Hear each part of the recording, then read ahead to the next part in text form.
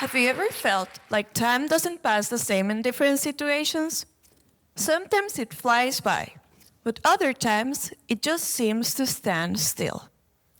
If you're ever waiting in a hospital, especially for news about a loved one, you know how long those moments can feel. Indeed, time is certainly critical for patients who rely on machines to help them breathe. But why? Well, when we are healthy, our respiratory muscles are in charge of breathing. The main one, the diaphragm, sits between the chest and the abdomen. When it contracts, it moves downward, creating space in the chest and pulling the air into the lungs. When it relaxes, the air goes out. And this happens over and over because this muscle works 24/7, every day of our lives. And it is fueled by the blood flow carrying oxygen and nutrients to keep it going.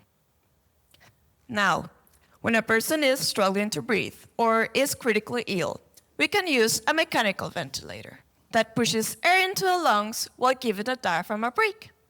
You can think of it as inflating balloons with a hand pump. The hand pump or the ventilator takes over and the muscles work less. However, the diaphragm, like other muscles, follows the rule of use it or lose it. And surprisingly, after only 1 day of mechanical ventilation, the diaphragm starts to weaken and even shrink. So time becomes key to avoid complications. Here's the challenge. Studying the diaphragm in humans is hard because it's not as easy to reach as other muscles. So right now, we don't fully understand what happens to its blood flow with the external support. With my study, we will measure for the very first time the changes in the diaphragm blood flow with increasing levels of mechanical support. We'll place a face mask coupled to a ventilator in healthy participants and inject a special liquid, a contrast agent that allows us to see the blood using ultrasound. And this study is important because, yes, we know time is key, but the decision of when to take the patient off the ventilator is a really tough call.